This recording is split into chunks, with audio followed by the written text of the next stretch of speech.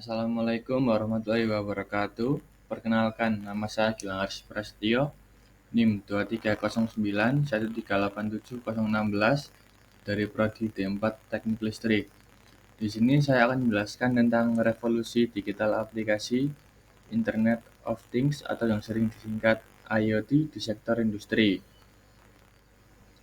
Latar belakang Internet of Things atau IoT adalah paradigma revolusioner yang membawa perubahan mendasar dalam cara kita berinteraksi dengan dunia di sekitar kita.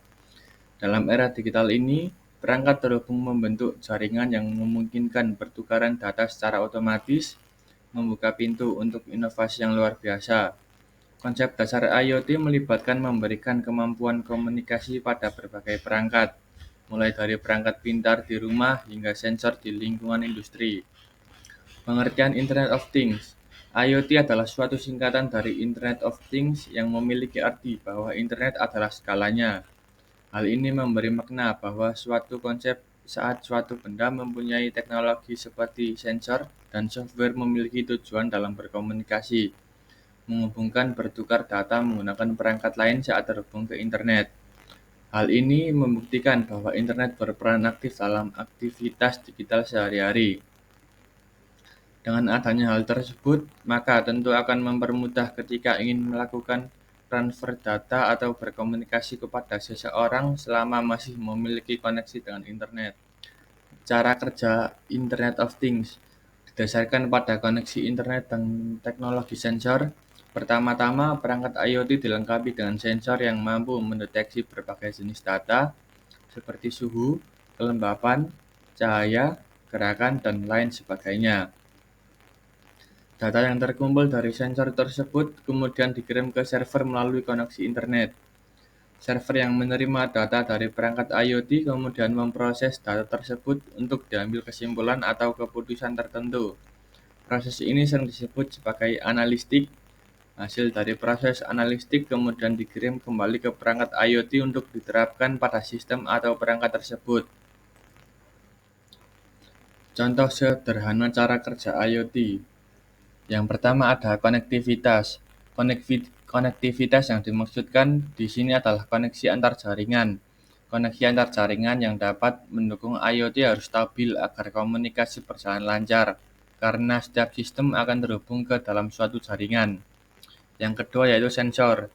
Tanpa keberadaan sebuah sensor, IoT tidak dapat bekerja. Fungsi dari sensor ini adalah untuk mengumpulkan data yang berhubungan dengan parameter yang sudah dimasukkan. Penerapan IoT pada irigasi. IoT dapat diterapkan dengan membangun sebuah sistem yaitu smart irigasi.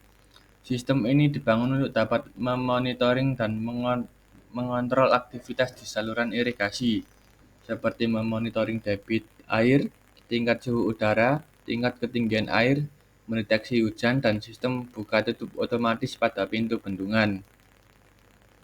Diharapkan nantinya pasukan air yang berasal dari saluran irigasi menjadi lebih optimal dan memudahkan pekerjaan manusia. Dikarenakan dengan sistem ini, aktivitas dapat dimonitoring dari jauh dengan menggunakan komputer maupun smartphone. Kelebihan dan kekurangan Internet of Things. Kelebihan yaitu akses mudah terhadap data terkini. Kedua, hemat waktu, biaya, dan energi. Ketiga, menjaga keselamatan. Untuk kekurangan dari Internet of Things sendiri yaitu yang pertama adalah kompatibilitas dan integrasi. Yang kedua yaitu kompleks. Yang ketiga yaitu privasi dan keamanan. Contoh-contoh dari IoT. Yang pertama yaitu Agus Smart Lock. Dengan adanya perangkat Smart Lock, Anda tidak lagi membutuhkan kunci, sebab kunci dapat terbuka otomatis saat Anda berada di depan pintu dan mengunci saat Anda menutup pintunya secara otomatis. Yang kedua yaitu Nest Smart Thermostat.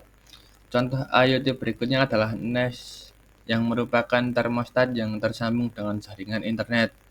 Nest bisa mempelajari rutinitas dan kemudian otomatis dapat menyesuaikan suhu saat Anda berada di dalam rumah atau luar, panas atau dingin, dan bangun atau tidur.